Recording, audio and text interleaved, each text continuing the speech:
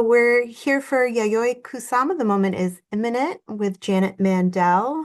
We just want to welcome everyone. Tonight's program is sponsored by the Friends of the Pennington Public Library and Hopewell Valley Arts Council. We just want to thank them. And um, Janet is a former teacher and does lots of art talks for us. They're all super great. And like I was saying, Yayoi's portfolio goes over 9 decades. So I think I want to turn it over to Janet as soon as I can.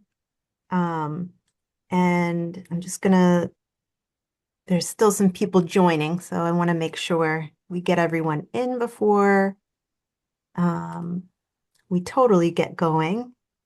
Um, and people can hear the audio and see your slides, so that's great. I'm really excited for this presentation. I don't know that much about Kusama's art, and Janet always has great perspective and fun facts.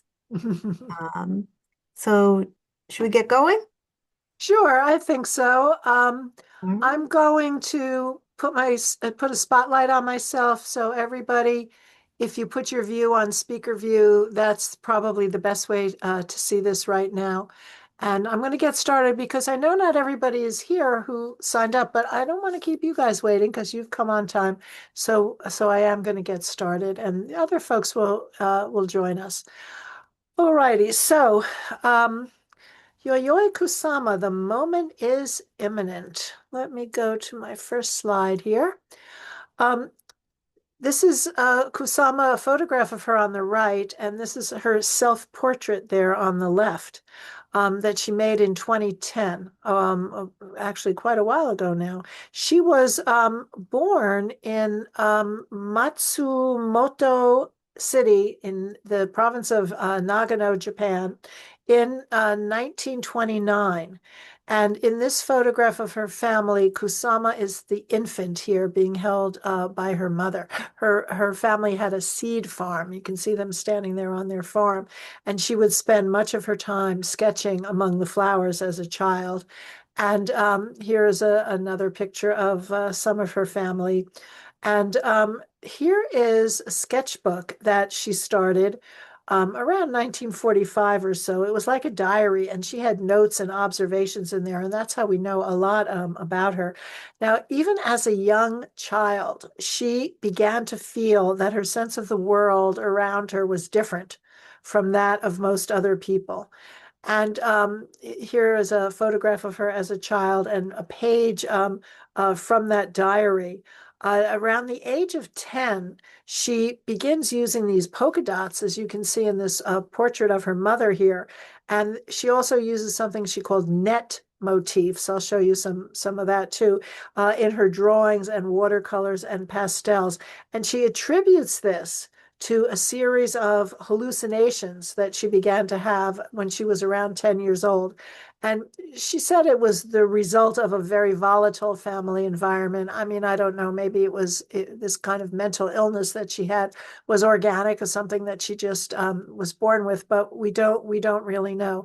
Now, on this portrait of her mother, there was another drawing on the other side, because I think this is from her diary, and this is of a vase of flowers, but it's also covered with dots. And she was experiencing the vision of these dots and nets and having the sensation of plants and animals speaking to her. She'd walk through the seed farm and see a plant, and then she would hear the plant talking to her. And so these hallucinations were this first manifestation of this lifelong battle that she had with mental illness. But she said for her, it was a relief for her to put these visions onto paper. And she had a very, very determined effort to confront and interpret these images, and that continues to the present day in her art. And she became devoted to the knowledge that the only way for her to exist in the world and not, go completely out of her mind was to become an artist and to be able to put all of these things into artistic expression. So this is her painting called Harvest. It's pigment color on silk. And she enrolls in the Nagano Prefectural Girls High School and takes art lessons. And her teacher recognizes her talent and also begins to give her private lessons. And then she graduates in 1945, and this work is accepted at the All Shinsu Region Art Exposition. And it's interesting to think of the year 1945, it's just the end of World War II. And mainly this art exhibition featured work by artist soldiers who'd returned from the war, and also other adults from the region that she lived from, the Nagano region. So it was really pretty remarkable that a high school graduate was accepted from among thousands actually of entrants, most of whom were really adults at the time. So this piece depicts harvested grain, and you can see very careful brushstrokes in this very traditional style, Japanese style called Nayunga style. And Nayunga is a classical form of Japanese painting. And the motifs in Nayunga are both figurative and abstract. And very often the focus of them is on flora and fauna. And that's what became the subject of much of her works. Now, the next year, that same exhibition, she was invited to submit again. This time she submitted Pumpkin, which is also in that Nyunga style. But it's notable that this signature motif of her already begins to appear in her teenage years. And you can see one of the things uh, uh, oh, I'm sorry. This is onions from a little bit later. So could not find the pumpkins one, but this one, onions. These are depicted with a lot of accuracy in terms of the form and color and texture of the onions. But she has this visual manifestation, one of her hallucinations, which was a sign of her anxiety and dissatisfaction, where you can see this distorted grid pattern here, which makes this painting really a lot more than just a painting of onions.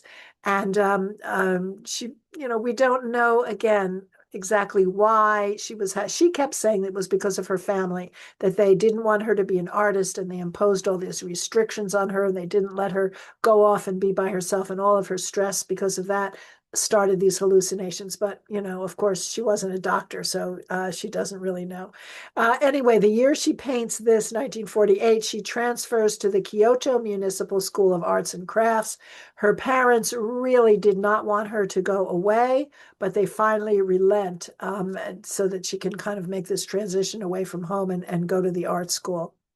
Now, this is called Lingering Dream from the next year. And this is one of her few existing Nyunga style paintings, because she actually, before she left Japan, I'll tell you about that in a minute, she actually destroys a lot of them. But she kept this one. And it's really, even though it's called Lingering Dream, it really looks more like a nightmare than a dream. The image suggests, I think, really a lot of pain, human pain, and not really, any kind of floral abundance. But you do see crimson sunflowers here, but they're in a state of convulsive decay. You see that at the bottom of the picture. Their stems are all broken and distorted. Now you see a few of the green butterflies that are kind of flittering about, but it looks very, very surrealistic to me, and, European surrealism, of course, was very well known internationally by 1949, but she claims not to have been aware of surrealism when she painted this. But her training in this Nyunga style here has left us in this work, as disturbing as it is, with a lot of exquisite details, especially these very fine veins lacing the stems of the living flowers that are climbing up at the left. You see here these, and it really is very interesting, but it can look a little disturbing. But the subject matter and the psychological intensity really are showing us what was going on, really inside her mind.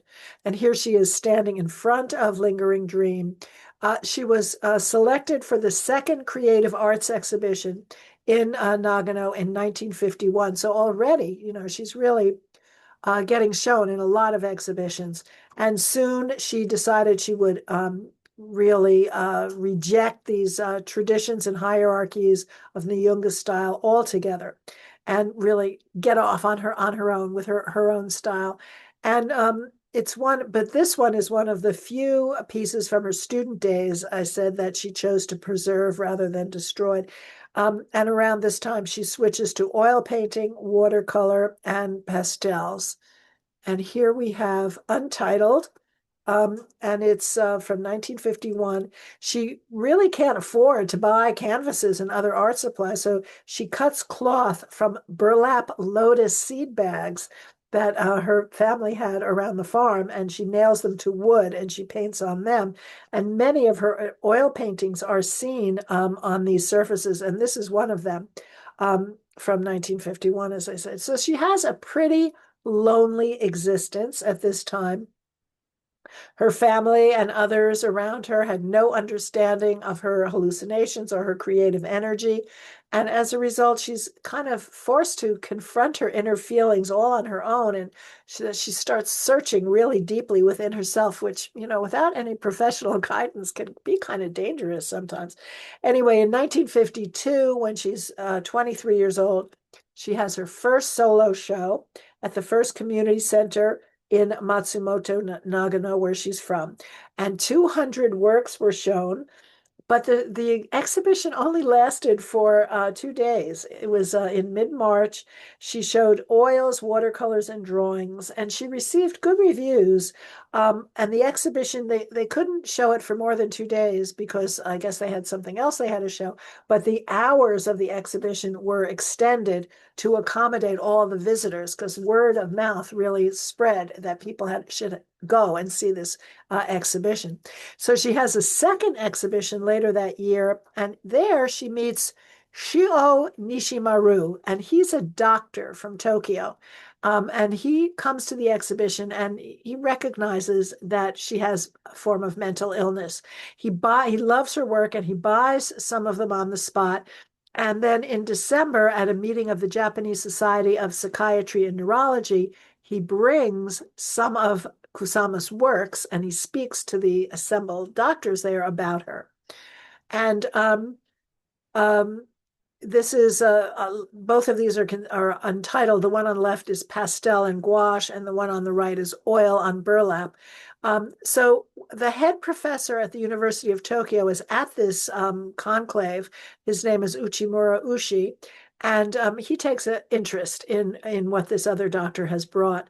And also another famous scholar of psychiatry named Shikiba Ruziaburo, who had done some important work on Vincent van Gogh and his mental challenges. They all get together and they help organize a solo exhibition for her in Tokyo. So this is a big deal at a department store actually, and now we're in 1954. So this is a few years later. So here are some of the works from around this time: Horsefly Approaching the Sun, which is a collage with watercolor and pastel on board, and then Rain in the City, which is ink and pastel on paper. So her works held really extraordinary appeal and power, and she starts getting a lot of attention. And she's making contacts. She develops a reputation. She has a second show in Tokyo the following year at the Takamiyara Gallery. And this is another work from around that time, 1953. The Hill A, number 30. It's a gouache, pastel, oil, and wax on paper. And so you can see her work is pretty abstract at this time. Now, there's an art critic who sees some of these works. His name is Shuzo Takiguchi. He recommends her participation in the International Watercolor Exhibition, the 18th biennial at the Brooklyn Museum, and she does show a few things there. Now, this one, Atomic Bomb, this is from 1954. This is a gouache, ink, and pastel on paper. She really, at this point, things are really moving well for her, and she realizes she's going to have to leave Japan. And she becomes focused on coming to the United States, despite, of course, her mother has these strenuous objections. And she really, at this time, was dreaming about being as famous as the American artists that she read about in books. She was taking books out of the library, art books, and reading about all these artists. And one of her favorites that she learned about was Georgia O'Keeffe. She was so impressed by Georgia O'Keeffe's paintings, and also she was impressed by the accomplishments that O'Keeffe had made because she was a woman, that she was able to really buck the system and become such an important artist in the United States. So Kusama decided she was going to write to her. So she goes to the US Embassy in Tokyo and she gets Georgia O'Keeffe's address from them and wrote to her. And also, she sent her some of her watercolor paintings. And to Kusama's surprise, Georgia O'Keeffe responded. And this is from one of the letters that Georgia wrote to her. And that is Georgia O'Keeffe's handwriting. She had a very kind of specific handwriting that I've known about for a while. So there's a photograph of Georgia and a photograph of Kusama at around this time. And Georgia O'Keeffe is really impressed by her paintings. And she advises Kusama to go to New York and show her work. She says, show it to anyone who's interested. And O'Keeffe's response gives Kusama the courage to leave Japan for the United States to really try to pursue a career as an artist. So her career would have taken really a radically different trajectory if she hadn't written those letters to Georgia O'Keeffe, I think. She may have just, become known as an outsider artist, a naive artist or an unschooled artist, because she really didn't have a lot of art training. She did go to art school, but not really a lot. Or in the worst case scenario, her mother's discouraging repression of her could have crushed her creative energy. And because she did have this predilection to mental illness, who knows really what could have happened. Anyway, Georgia O'Keeffe invites her to come to New Mexico, but Kusama really can't do that. But in 1961, they do finally meet when O'Keeffe visits her in New York City. And her mother always remained bitterly opposed to Kusama's leaving Japan until finally the very end. On November 17th, 1957, Kusama gets a send-off at the Matsumoto railway station. That's a picture of that on the right. And on the left, you have her in her studio right before she leaves. There she is looking at all her different work. And as I mentioned, before she departed, she burned several hundred of her paintings and drawings. So we don't have them. And she disposed of the ashes in the Suzuki River, which ran behind her house. She was so confident that she could do much better work than that. That was kind of why she burned those works. And it was kind of a ceremony to shed the past. And it kind of reminded me of, what the Tibetan monks do when they make mandalas. They make this beautiful sand, circular work of art with all kinds of colors and stuff. And then after they finish making it, and it's so intricate, after they finish making it, they destroy it and they scoop up all the sand and they go down to a river and they put it in the river. And so that's kind of what she did with her early works, what it reminded me of. But also, I think she said that she destroyed some of this work because she knew her family would probably destroy them after she left. So she comes to the United States from Japan. Her first stop is actually in Seattle. And she brought 80 pastels and watercolors with her for her first solo show in the United States at the Zoe Duchenne Gallery. And that's Kusama with Zoe Duchenne. And there are two of the early works there. These early works that she did started to garner a lot of attention. They were very intimate, very organic, kind of microcosms of the world. But Kusama always had her sights set on New York. So she stays under kind of Zoe Duchenne's tutelage for a while, for about a year. But in June of 1958, she moves to New York and enrolls in art school. So here she is. I love this photograph with the Statue of Liberty behind her. And here is another one. I guess this is on maybe on a ferry or maybe in Brooklyn looking over at New York City. So she said, I didn't know a soul in New York. I would go up to the top of the Empire State Building, look out as I gritted my teeth, and think about how eventually I would make a name for myself with art. She, of course, encounters many problems. Most of them are related to poverty. She had not a lot of money. She had to move from place to place when she couldn't afford rent. She had a lot of food insecurity. She wasn't really eating. She also apparently had some passport issues, and she found herself to be ill a lot of the time. And she said, the windows of my studio were full of cracks, and my bed was a broken door board I picked up on the street. I had only one blanket. I was cold to my core, and my stomach ached. I could not sleep, so I painted. There was no way to escape the hunger and cold. I would bring a bag to the fish market and pick up discarded fish heads and skin from the scrap box, and I would get cabbage from the greengrocer. I would put these in a pot I picked up from the scrap store for 10 cents and make soup. How many years did I pass like this in hunger? Um, During this period, she created what are called, they were very monochrome works. She called these infinity nets on canvas. And you can see her here in this black and white photo in front of these huge works.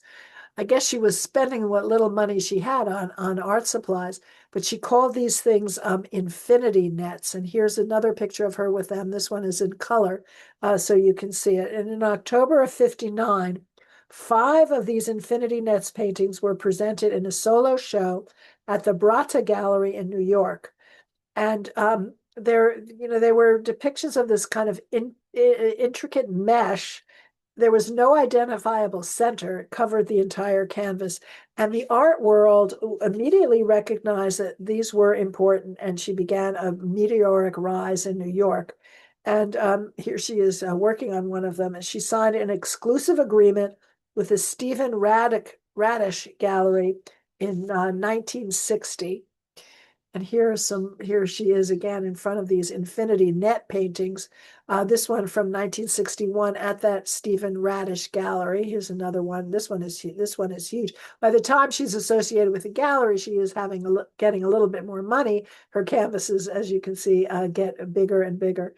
Now, Frank Stella, the artist Frank Stella, who was also, he was more famous than she was, but he wasn't really famous at the time. He bought a work from the show at the Radish Gallery from 1961 on an installment, and it was this one, Infinity Nets Yellow. And this painting is huge. It's 94 and a half by 116 inches. And he returned, he saw it there and didn't buy it, but he returned to buy it. The cost was $75, and he had to pay it in installments, right? Frank Stella sold the work finally in 2002 for $750,000. So he bought it for 75 bucks and he sold it for $750,000, and he sold it to the National Gallery of Art where it is today. Quite the return on his investment, I would say. Um, Now, here is Kusama again, another really lovely photograph of her in front of one of these infinity net paintings. Now, let's see. Then, in June of 1962, she shows her first, it's just getting a little bit closer to it so you can see. Can you imagine, the concentration that she had to make all of these? I mean, you can really see how she was mentally ill. I mean, she was just completely obsessed, really, with doing these. Now, so she has a whole new thing now. She is making three-dimensional works in a group show at the Green Gallery in New York. And she would affix numerous protrusions that she had made by stuffing cloth and then stitching together. And she would paint them white, and she would affix them to a sofa. And you can kind of see the sofa later on back there. Now, later that year, Klaus Oldenburg, and this is a photograph of Oldenburg, very, very famous, debuted his soft sculptures, and Kusama felt that he had stolen her idea. This is his work, Floor Burger, which is, it's a huge burger, and which is now at the Art Gallery of Ontario in Toronto. And it's a canvas filled with foam rubber and cardboard and painted. And, so Kusama said that he got the idea from her. And an exhibition of his work, of these soft sculptures, Kusama went to it, and his wife was there too. And Kusama claims that Klaus Oldenburg's wife pulled me aside and said, Yayoi, forgive us. That's what she claims. So here she is with these protrusions, these soft sculpture protrusions affixed to a couch, affixed to a ladder, affixed to a boat, as you can see here. Now, Kusama had a fear of men from an early age, and this fear began when her mother repeatedly sent her to spy on her serially philandering father. So when the mother found out that the father was having an assignation, she sent her daughter to spy on him, in flagrante delicto, right? And she said later on, she said, I was taught that sex was dirty, something to hide and suppress. So long as men have a phallus, they will not stop violence and making war. That's what her mother taught her. So these soft sculptures, as you can see, are seen as an expression of male genitalia. These stuffed phallus shapes in her works represent the very powerful, highly gendered violence that she spoke of. And their repetition over and over and over and over again recalls again the infinity net paintings and even all the drawings when she was a child of all the circles, all the dots, all of this repetition. But the soft sculptures are a more straightforward attempt to confront and overcome her fears, she said. And here is a photograph of a poster that advertised a solo exhibition she had called Aggregation 1000 Boat Show. This was held in December of 1963 at the Gertrude Stein Gallery in New York. And again, these soft sculpture protrusions were affixed onto an actual boat that was placed in the center of the gallery. And here is Kusama at that exhibition. And this was the start of her installation art, this idea of installing all of these things other than paintings that you would hang on the wall. And it also, the installation, as you can see here in front of her, because her back is to us, 999 posters with a photo of the soft sculpture boat that was that wallpapered the room. And so this was wallpaper of the boat that was in the exhibition. Now she was hobnobbing with all of these artists. I said Frank Stella, Klaus Oldenburg. Another artist that she knew very well and considered a good friend was Andy Warhol.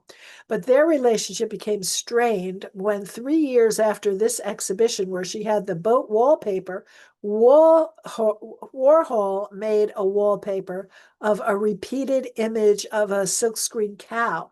And she accused him, like Klaus Oldenburg, of plagiarism. And eventually the two artists reconciled, but it was very hard for her because he was very, very famous. Well, actually in the 60s he was pretty famous in the 60s, I would say. Not as famous as he eventually became, but he was definitely on his way up in the 60s. And she really wasn't. And this was very, very, very hard on her, but they did eventually reconcile. Now, this is called Infinity Mirror Room Thales Field. And you can see she's got all these protrusions now with polka dots all over on the floor there. This is an installation view of her very first infinity room, and she is very well known for these now. So she had these sewn, stuffed cotton fabrics, all these phalluses. She put them on board, and then she had all of these mirrors. And this was at the Castellane Gallery in New York in 1965. Now, she really wanted to sell this piece, and she said it was going to be $5,000. She could not sell it from that show, but these infinity rooms of hers now go for millions and millions of dollars. Now, months later, Lucas Samaras, the artist whose work he is really pretty famous. His work is now in the Whitney's permanent collection. He debuted a mirror room at the more established Pace Gallery, and here is his mirror room. It's now at the Albright Knox Gallery. Now that was the final straw for Kusama. She, in a real frenzy, she jumped out of a window in an attempt to commit suicide, but she did survive. She was just so fed up with what she saw as being, ripped off, And she covered all the windows of her Greenwich Village studio to prevent other artists from seeing and copying her ideas. And then she moves on to spatial art. And this is what spatial art was all about. She would paste um, macaroni on objects or spread it all over the floor. So on the left, you see some of her, here's her infinity nets, here are all her phalluses, but here is a mannequin with all of this macaroni on him, and here's a shoe with the macaroni. And for her, even the mundane activity of eating was fertile ground for making art. And the soft sculptures and works covered with macaroni kind of tapped into this fundamental human desire, she said, for to have sex and for food. And then in the mid 1960s, she participates in many group shows in Europe. She doesn't go to these places, but she sends her work to these places. So here is another mannequin that is filled with the macaroni. And then in 1966, she is invited to participate in the 33rd Venice Biennale. And she is really a renegade at this, and considered to be like a guerrilla act of what she does. So in her installation there at the Biennale is entitled Narcissus Garden. And it was an arrangement of 1,500 plastic mirrored globes spread out on a lawn. And she also distributed flyers about what she was doing, and she carried out a performance standing or lying down on the grass among the globes. This is one of the first performance arts. And the balls, of course, reflected the images of the viewers who went up to look at it, right? And the landscape around it. And so this, of course, all referenced the myth of a Narcissus, the beautiful man who looked into the water and saw a reflection of himself and wondered, who this beautiful man was. So she also sold the vinyl balls, and she proclaimed your narcissism for sale for $2, because of course you would have this ball and look at it and you would see a reflection in it. And this was really the commercialization of art. She was trying to commercialize what she was doing and make some money. Of course, the Biennale officials were not very pleased, and they put a stop to her performance, but they also allowed the installation to stay there. And here is a picture of her at this, and the person she is shaking hands with, that is Peggy Guggenheim. Now, Peggy Guggenheim she lived in Venice, and she had her museum. Her museum is on the Grand Canal in Venice. She came and she heard about Kusama, and she went to meet her. And here's another view of the installation with all the balls, and you can see how happy people are there to take a look at this. It was really quite a hit at the show, and she used this motif in her work many times. Later on, she changes from vinyl to steel, and here is really the same kind of installation, but now on water. And again, the balls are made of steel now. And this is from the New York Botanical Garden show, which I'll talk about later on at the end of this talk. But they're floating on the waters of an artificial wetland in the native plant garden there at the New York Botanical Garden.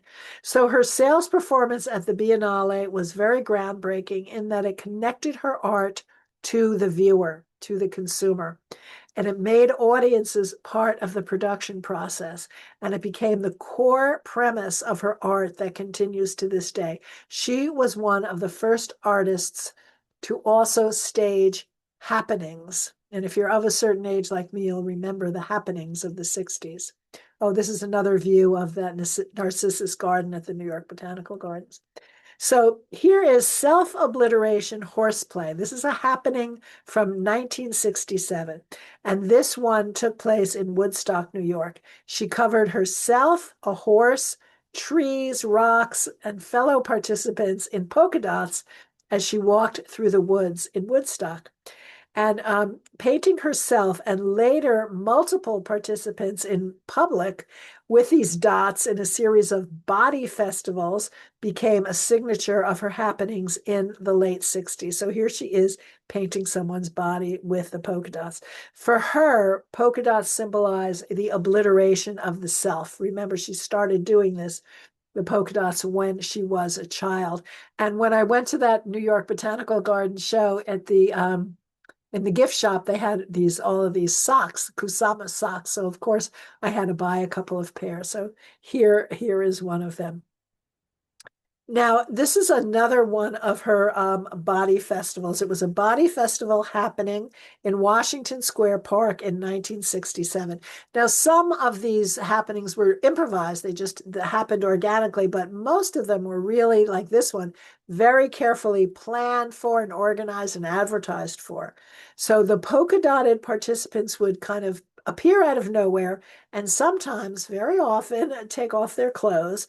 And a lot of these happenings were all organized around protests of the Vietnam War because Kusama wanted to bring attention to the insanity of all of these young lives and beautiful bodies being lost and destroyed in a war. And these events counteracted the violence of war with activism in the form of naked body painting happenings and love-ins.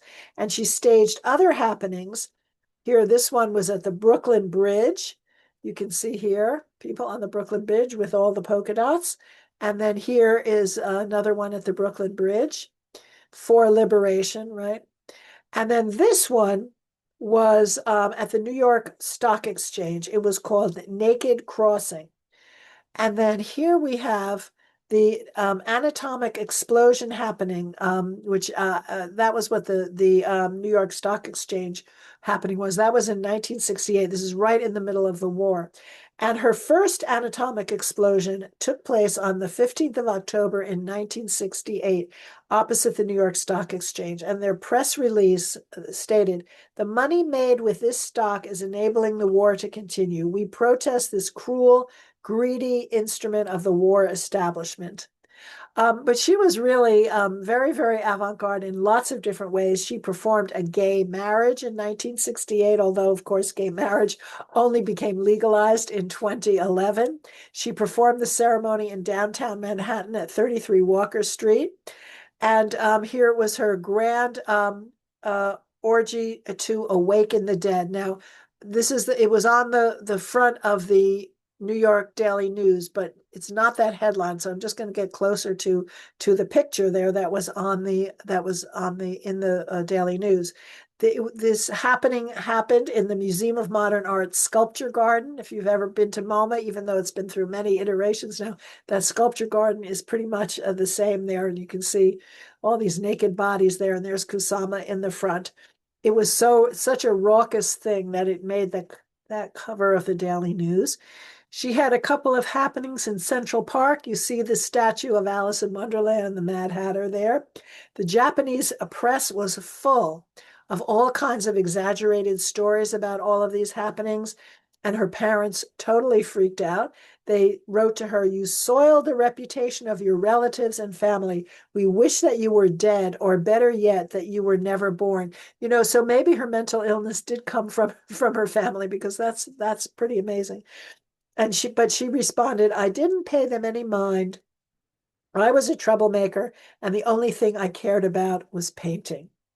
She also makes a movie in the 1960s. In 1968, she scripts and stars in a film documenting her performance art. And if you go to IMDb, with the internet movie database, and you go to self-obliteration, Yayoi Kusama, it says the artist uses polka dots to cover and conceal people, animals, the environment, everything around. It's a metaphor of giving up identity, abolishing uniqueness, and becoming one with the universe, or self-obliteration.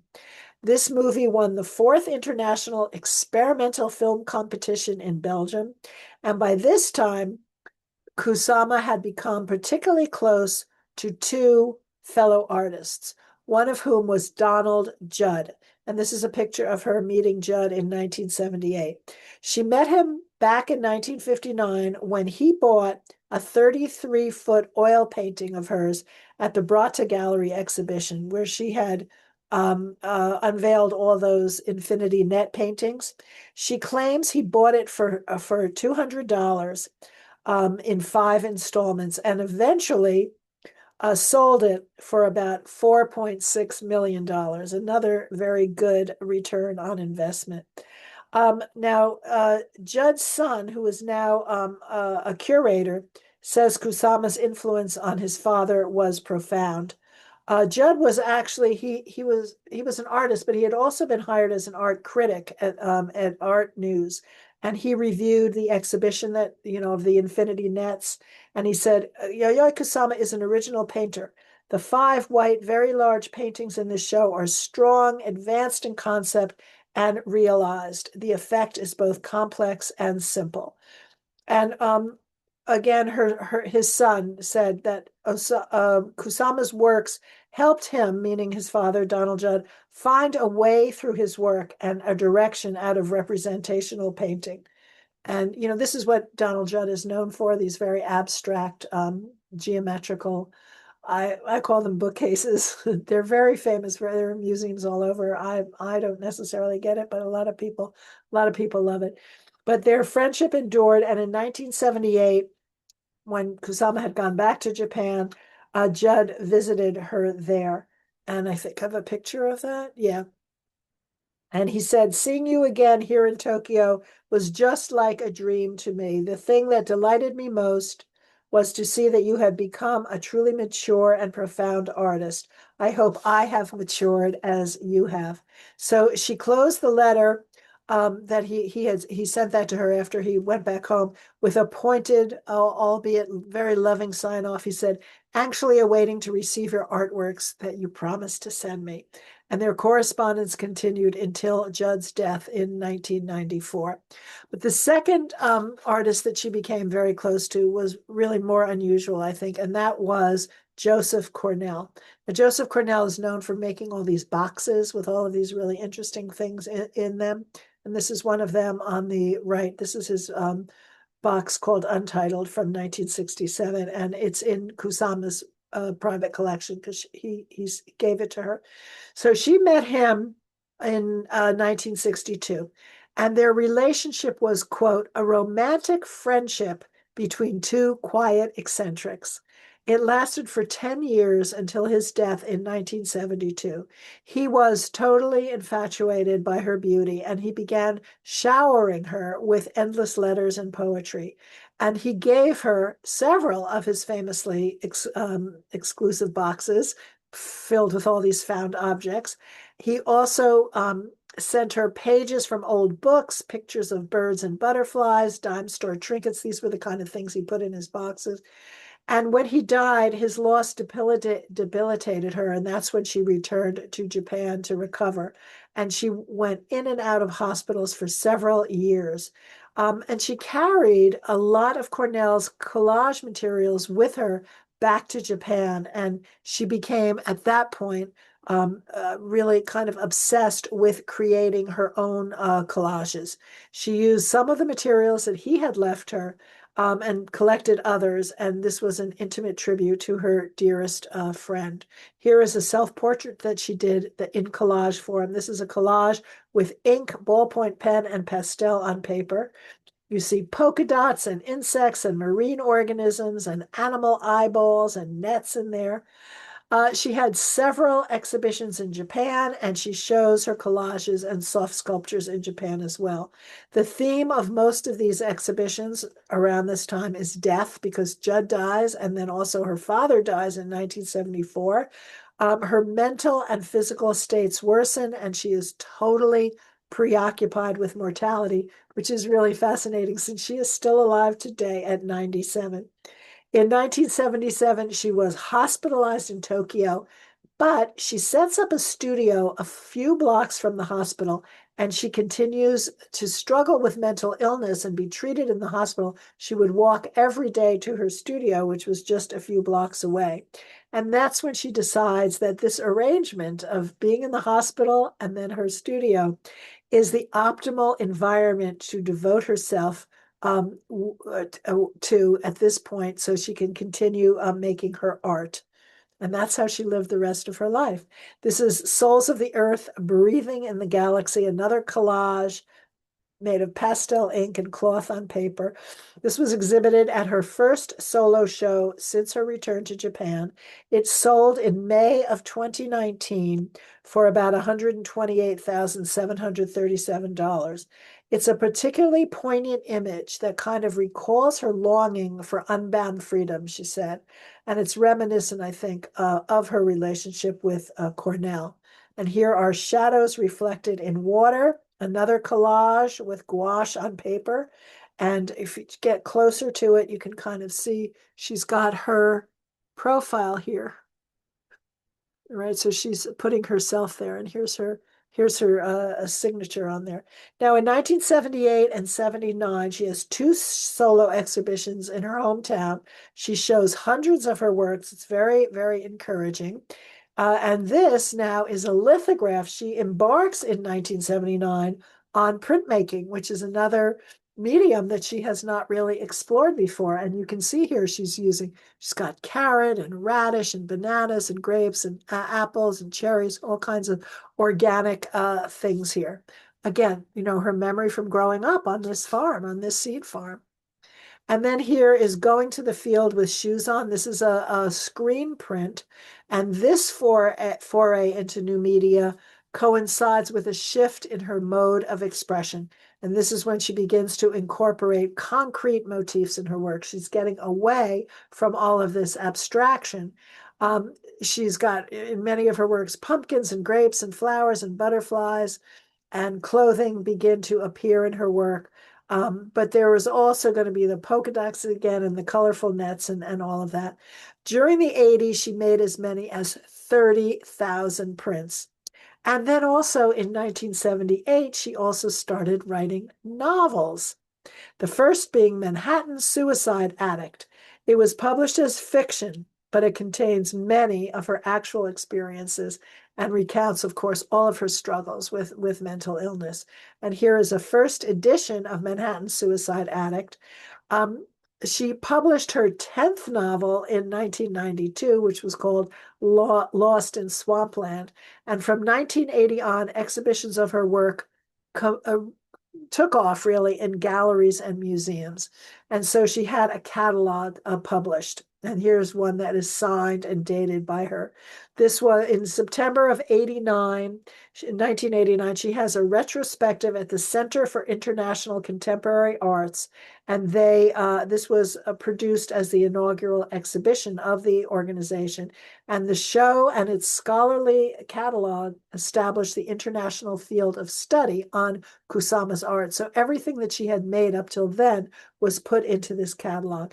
Paintings, soft sculptures, installations, and happenings, all of it thrust her from relative obscurity now into fame. So in 1993, she is chosen as the representative for the Japanese pavilion at the 45th Venice Biennale. 27 years since she had her first, when she went there, that guerrilla presentation at the 33rd Biennale with the silver balls.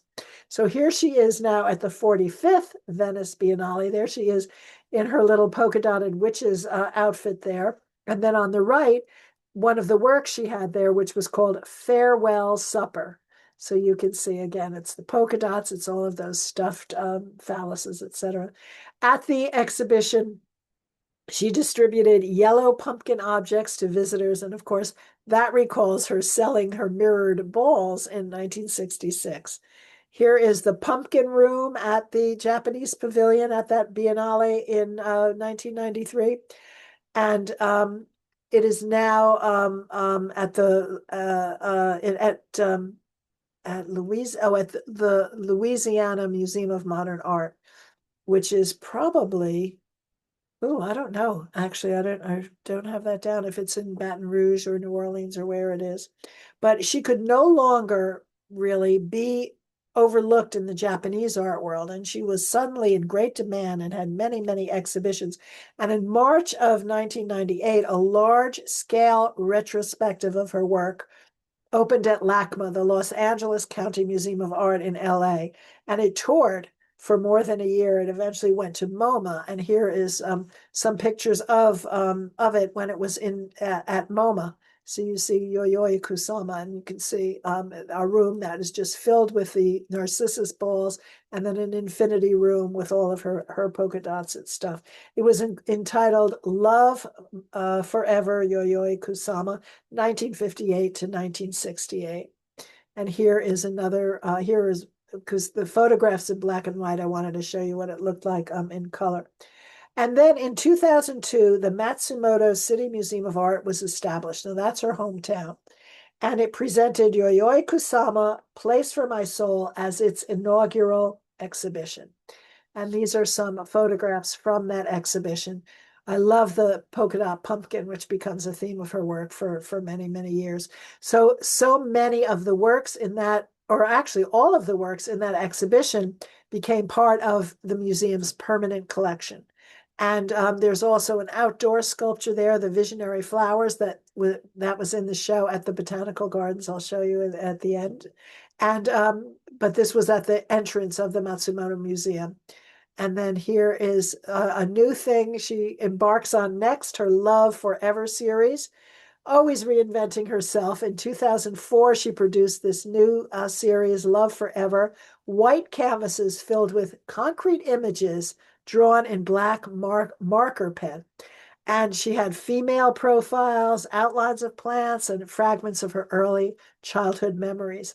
And this was a new direction for her creative process. And it emanated, she said, all from her inner conflicts.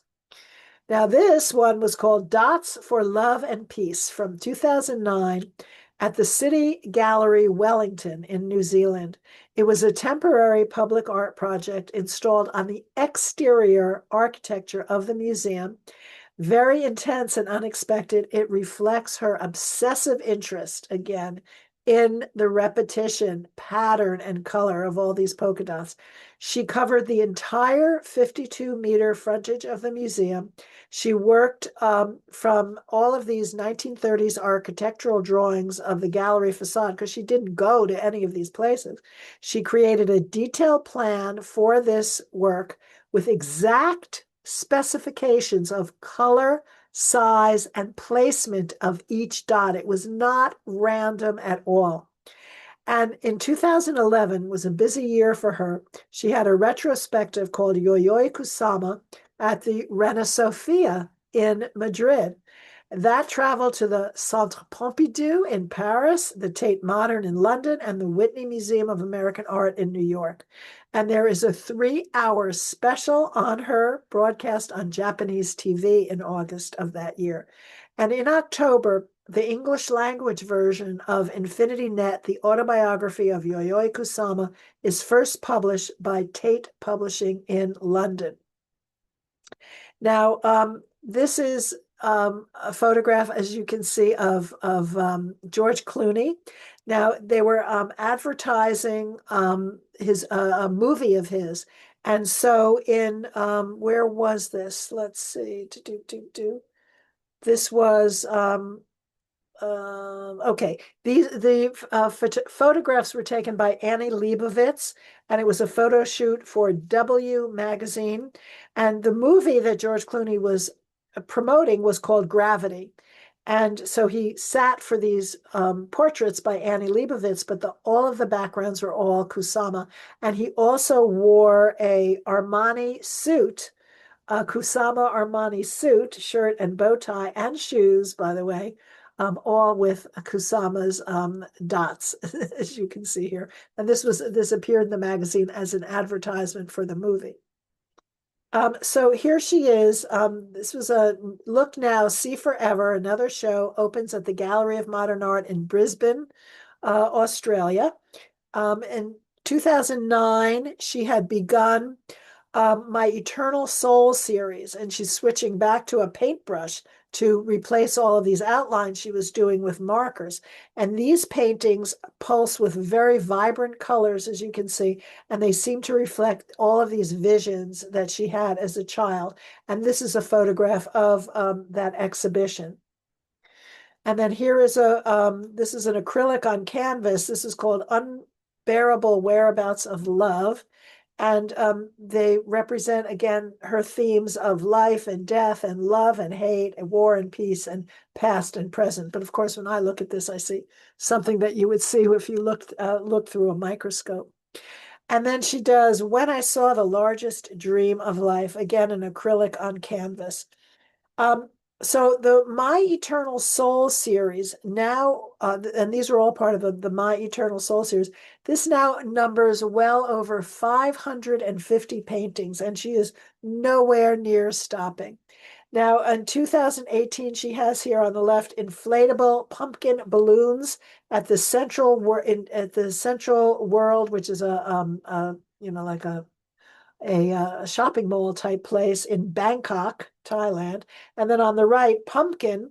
This is at the Harbor Arts Sculpture Park in Hong Kong. So her work is being shown all over the world. Here is Every Day Pray for Love. This is one of the Infinity Mirror Rooms, and this one was at the David Zwirner Gallery in New York. And also at that gallery were paintings and these strange things on the floor there. Now, before this is from 2019, so this is before the coronavirus pandemic. And so before the pandemic, of course, art lovers, we thought we could see Kusama's work all over. She was supposed to have shows in New York City, Berlin, Boston, Los Angeles, Pittsburgh, and Tokyo. But of course, that was not to be. During the pandemic, everything was halted. However, in 2021, from April 10th to October 31st, that's when she had her show at the New York Botanical Gardens. And this was the first thing since COVID happened. It was called Yayoi Kusama Cosmic Nature.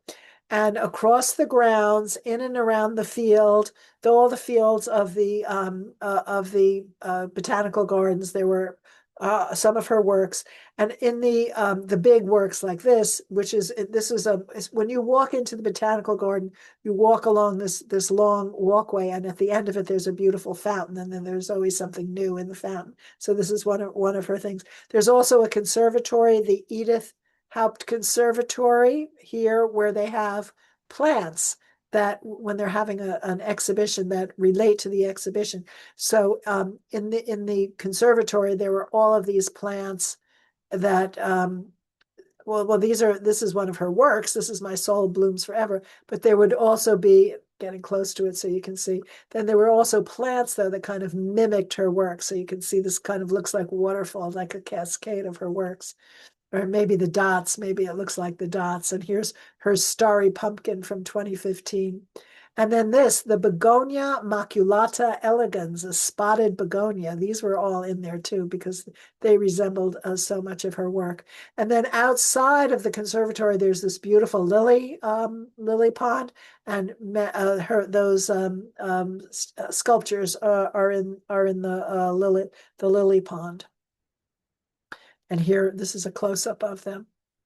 And then outside of the conservatory was her dancing pumpkin, and you could walk in and under around them. I would assume that several of you probably went to that. I would hope it was really quite an amazing thing.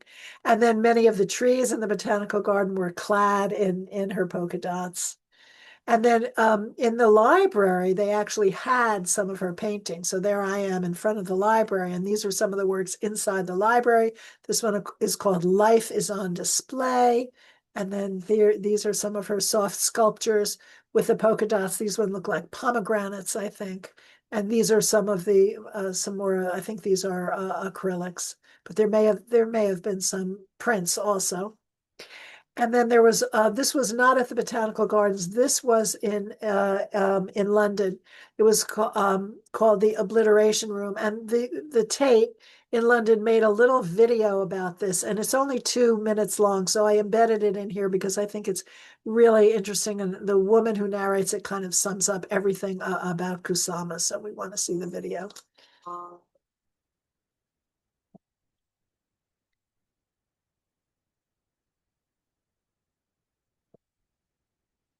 So they started off with This room was completely white. Completely white. White ceiling, white floor, white walls, white furniture. People come in, they are given a sheet of coloured stickers in different sizes, which will be produced especially for the project and in accordance with the artist's specifications, her choice of color, her choice of finish, and her choice of size. And then everybody is invited to place the stickers anywhere they like in the room, according to any pattern, any idea they have, anything they like, they can do with the stickers.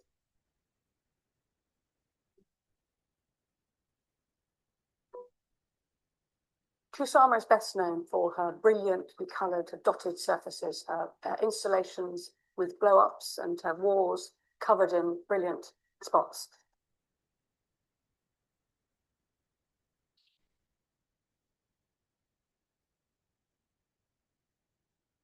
And in her biography, she talks about experiences really of a very young child, almost hallucinogenic experiences, where her vision of landscape and people was clouded by spots. And in her very, very first mature works of art, just after finishing art school in Kyoto, the spot emerges as a pattern in her work. From that period of time, she comes back to the spot with great regularity. And by the end of the 60s, she's actually painting the landscape, she's painting spots on people's bodies, onto animals, and the spot becomes a very regular motif throughout her work. It's her way of kind of covering the surface. It's a reflection of her vision, but it's also a way of embracing the whole world in a kind of overall pattern. And the interesting thing about this work in particular is that where she's moved from creating an environment of spots that we passively appreciate or enjoy or walk through, she's now moved on to actually involving the audience in the creation of this dotted, spotted interior.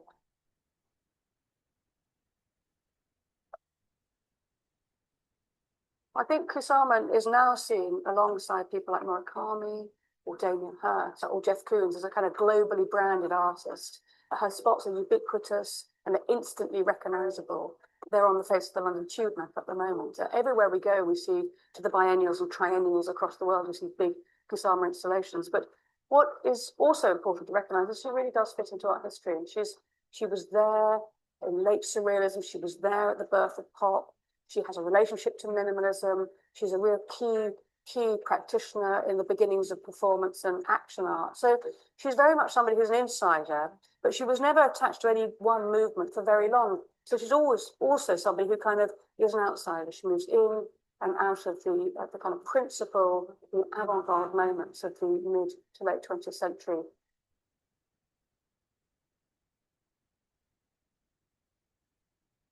And now she stands aside them because she's got that status where she's a kind of unique, almost celebrity artist of our era.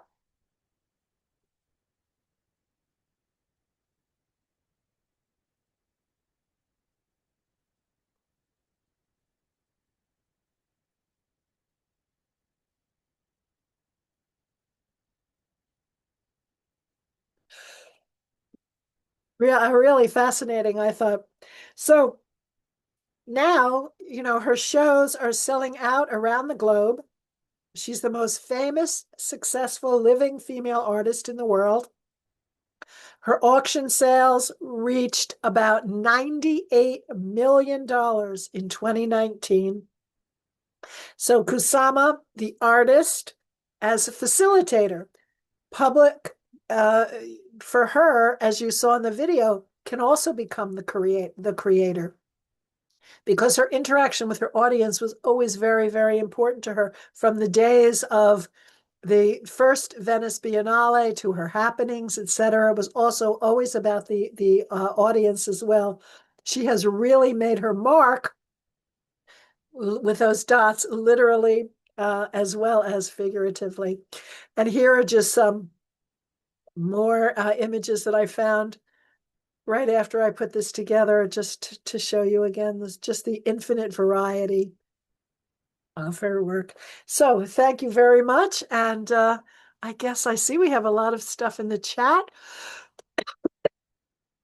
Nazla, if you want to this, by the way, this picture was from a store. I forget, oh gosh, I forget what store it was. It was in Not familiar. Manhattan. I took this myself. I took this picture myself. It was a store that was, that sells sneakers and other things and clothing, and they had a whole Kusama thing in the store.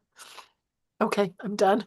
Amazing, amazing. What a life. What a progression of her art. But also like the continuing thread of the dots is just absolutely amazing. Right. Um, the chat doesn't, I made sure people put questions into the Q&A. Oh, okay. Um, oh, we do have, I think some people are um, dropping some things into the chat, but let's go to the Q&A first. Okay, fine. The first one, it was from the beginning, from her first pieces that you were showing.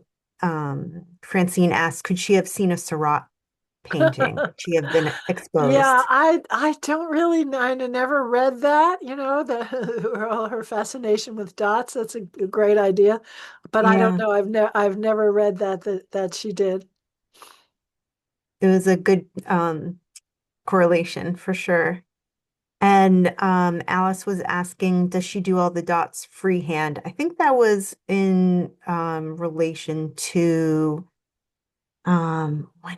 when she started doing it on the bodies, I believe.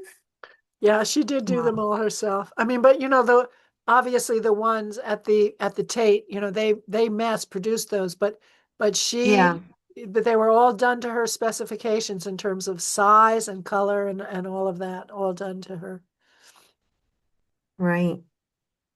Um, let's see. Let's check out the chat to see if we have any other questions in there. Oh, Um, Paul, excuse, I'm looking at it too, and Paula says she thinks it was a Louis Vuitton store. Yeah, I think maybe you were right. um, mhm. And also someone said maybe that Louisiana museum was that the Louisiana Museum in Denmark. That you may absolutely be right. I have to check my notes and see why I put that in there without putting that reference. Yes. Yeah, there is a museum in Denmark called the Louisiana Museum, which is really Oh, interesting. So, interesting. Carol, thank you very much for that. Yes. Um, Oh, and Tamara says her exhibit came to the Cleveland Art Museum. That must have been fun to see that. Very nice. I did do a little research and they do have an exhibit of hers in Buffalo right now at the Buffalo AKG Art Museum. Yes, But that's only through March. And they do have one of her infinity rooms in DC at the Hirshhorn Museum. yes. And like you had mentioned before, the David Werner Gallery continues to carry some of her works. I see that Um, Barry has something interesting too. He says, she's one of my favorite artists. Does she work alone or does she have a group working with her? Initially she did all of that alone, but now, of course, she's 97. She definitely has groups of hmm, people working for her, but they're all, working under all of her guidelines and specifications. They don't do anything on their own. yes. Especially, I'm sure as she got older, she realized she could bring people in. Well, she's living in this mental institution, so she has a lot of people working with her and helping her both for her physical needs and also for her art. Yeah. Right, right. Um, oh, we got one more in the Q&A. Just a comment. West Wing TV series made fun of unusual art and laughing not to fund it. Thank goodness we haven't stopped art from being interpreted by others as useless.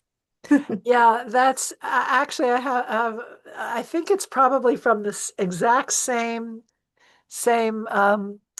what's the word, episode that there was a comment actually about a film that my husband made too.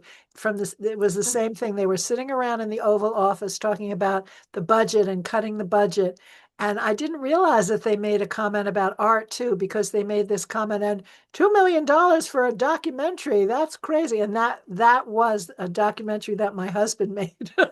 Oh So my gosh. right. Wow. So I think it was probably the exact same episode, Sharon. I think I would, it was from the first season. I think I remembered it because we would tell people all about it, when we first found out about it. I think it was episode 6. I'm not sure.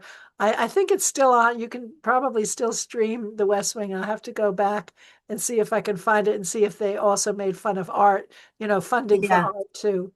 But yes, thank you, Sharon, for bringing that up. That's great. absolutely. The recording will be available on the Pennington Library YouTube page. We will send out an email once it goes up, and it will be available for 2 weeks after once it's posted. After available for 2 weeks once it's posted. Very cool. So- Okay. and Anna, can I ask a question? Of course, Anna. And just while we're waiting for Anna's question, I'm gonna put in the chat when Janet's next art talk is. It's going to be in February, February 17th. We're going to be talking about Marcel Duchamp, the alchemist of the avant-garde. So continuing in this otherworldly, broadening our minds of what is art and how is art made, and um, why do we consider things art, and exactly Yeah. all those things. And the reason why I put together this Marcel Duchamp talk is because there's going to be a big Marcel Duchamp retrospective at MoMA I think it begins in April. And so it's a really very fascinating talk because he was so unusual, such an unusual artist. I see Sharon's question. What was your husband's film? I believe the one they're talking about in the West Wing was because my husband got all of his documentaries were on PBS, and so Mm. he got money, from all of these, the National Endowment for the Humanities and all of that. I think it was his film about General George Marshall, and that one went on to win an Emmy. It was a really good film. Um, so yeah, that was the one it was about. He made a lot of his movies were about history, but he also made a movie about art. He made a movie about Matisse, and that one was nominated for an Oscar, and we went to the Oscars to see it. So that was pretty cool. That's amazing. Go, Mr. Mandel. Yep.